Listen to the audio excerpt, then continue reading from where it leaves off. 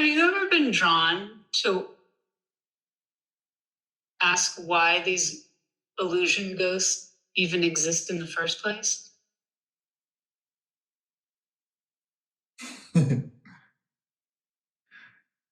Not really, because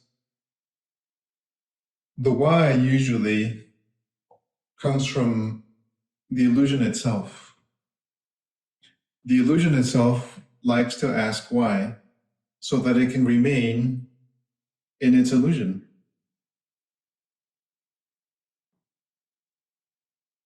In my experience, it is a lot more productive if we want to use that term. I don't want to imply productive in the sense that I should or shouldn't, but from the perspective of having a motivation, an inner drive toward the truth of oneself, in that perspective, then it is a lot more productive to simply see what is. Not to actually ask why it is, but simply, oh, what is? What is? Like, what is I speaking now? What is you sitting there, perhaps being there, listening to the words? What is that? The fact is that it appears to be. It appears to be inevitable because it is happening. But if I take a step backward, the question why, now that you brought it up, is it appears to be a strategy towards separation. Then I can remain separate from that which I am investigating, you see. But if I simply ask what it is, then that does not separate my experience from what is. Oh, what is that? I'm curious about it. Why maybe feigns to be curious. It is a feigning, but it's not actually curious.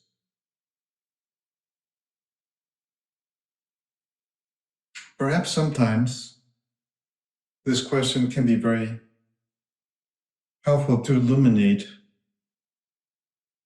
one's experience. But I do not recall ever that being the case for myself.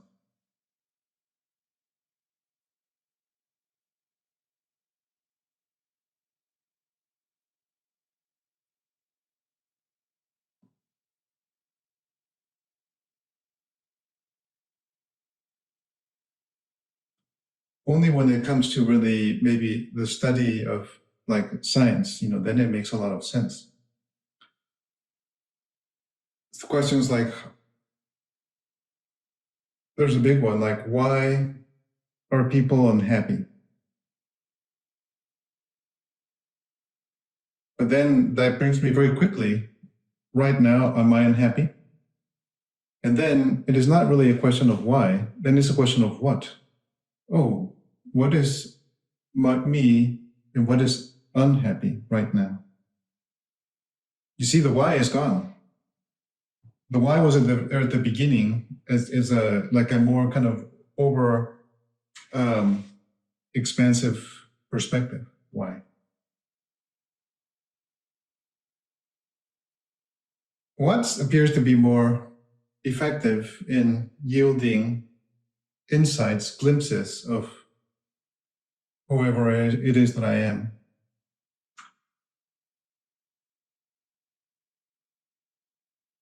What is your experience now?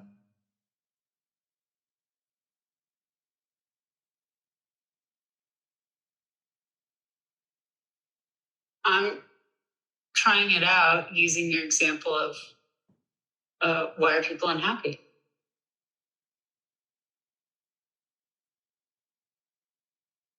And I do feel I can observe me as different from whatever the unhappiness could be about. Me is not unhappy, me is just me. Unhappiness is sort of something floating around out there, but it's not me. And you're right, asking the question is a what, allows me that perspective. What is me? I feel that my me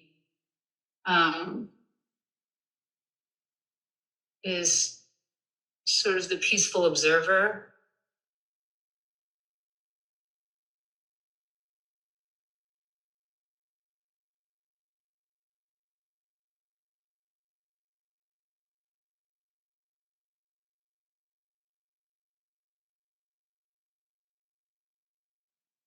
I would like to ask you then, if there is a turning of events, and as a result of these events or circumstances,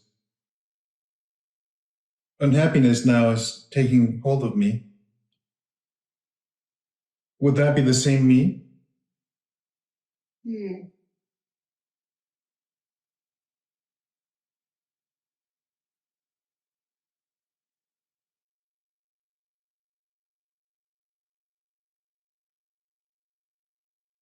I don't know. I still sort of see it as unhappiness or whatever feeling is separate from me, whether, no matter how close it is.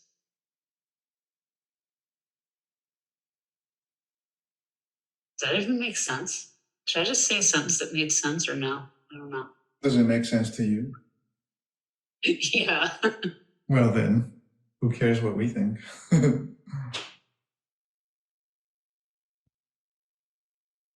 I'm just curious if it's really just a word, so it doesn't really matter because words are symbols, but so that we can all understand, maybe. Ordinarily, you could say that I who is aware is distinct from me who is unaware. We could use that just as a construct to help each other to understand what is said. Mm-hmm. We could use the term I as, you yourself are saying it already, like the one who is the witnessing awareness. Mm-hmm. And that one is distinct from the experiences of the body that can be disturbed, like it or not like it, be upset, be happy, be contracted, whatever. Mm-hmm. But the I remains there and is not disturbed. It simply is reflecting what is happening like a mirror. It doesn't care. It is impartial. Mm-hmm. Oh, that is happening. It's useful only to a certain extent as a construct, The me, perhaps, can be the experience of the personal. Like if somebody knocks at the door or breaks the door down and comes in, then in my personal there will be reactions and whatever happens, and then things go on. But I potentially am there witnessing it. And I'm not disturbed. But me as a person might be offended that somebody came in, broke the door down. Mm-hmm. Is that useful to you? Yeah. That's how it feels to me. Yeah. Mm-hmm. I can see the I perspective and the me perspective. And they aren't, and they're distinct.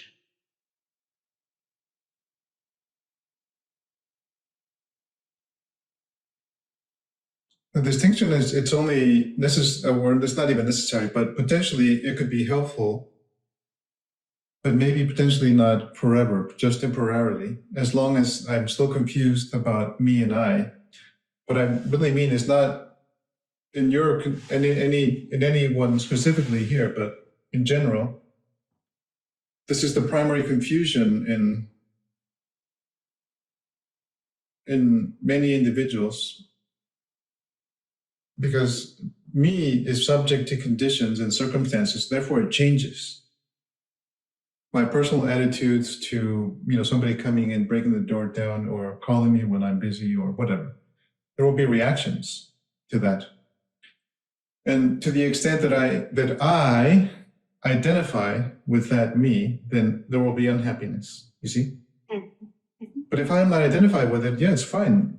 Federico is a total crazy guy. He's running around exploding all the time.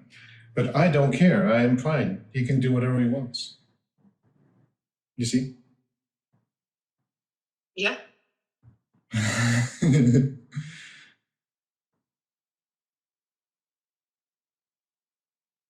Yeah, I did that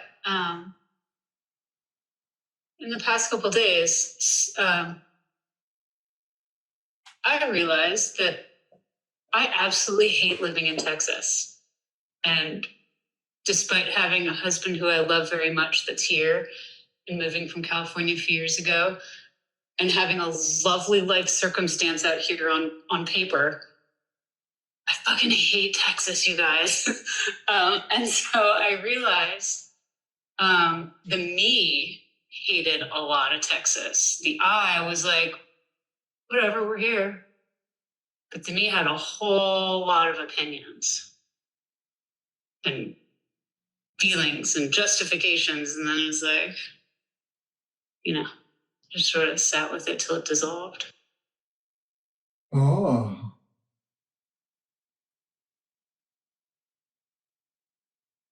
That is wonderful. You see, like, what I appreciate the wonderfulness of it is that I have never really heard from you any kind of discussion about your circumstance that was like this, where you share with us your direct experience.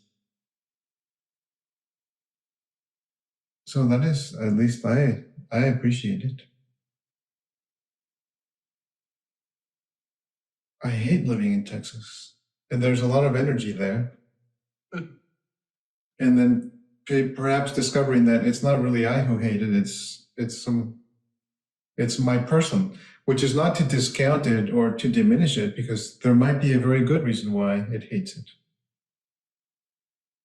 If it is some kind of I can only call it a psychological disease that is very different from like the essence of my being in my localized body does not like Texas. That is very different.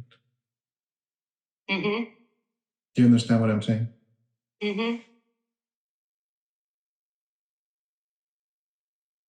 So what a beautiful opportunity to distinguish them. I'm curious what you found out, if you would like to share it. What I found out was it was of interest to me to know that I was really good, me was really good at convincing myself that I should be liking life here. And that for a long time, I was me was so good at convincing myself, I literally drove myself crazy. And I'm like, wait, I have to unravel this. And I just sat with my me and observed all the thoughts and feelings until I just started feeling better about it. I'm like, oh, that story, that old thing influenced this whole thing, and that, just observing it to let it go. And I found peace, and I suppose I found a voice about it because I'm sharing it with you guys. What is it like to rest in your being in the discovery of that? And I'm asking whoever it is that is aware right now. It's somewhere between relief of finally figuring it out and the joy of being able to exist differently.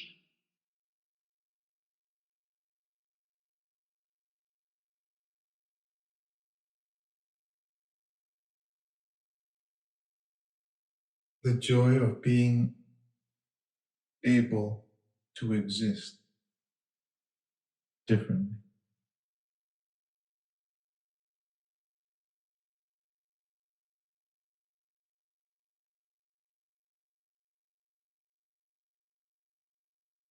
I would even just, for my experience, I would just stay with the joy of being. But then you can choose, you can find whatever. Yeah, best for you. that totally applies.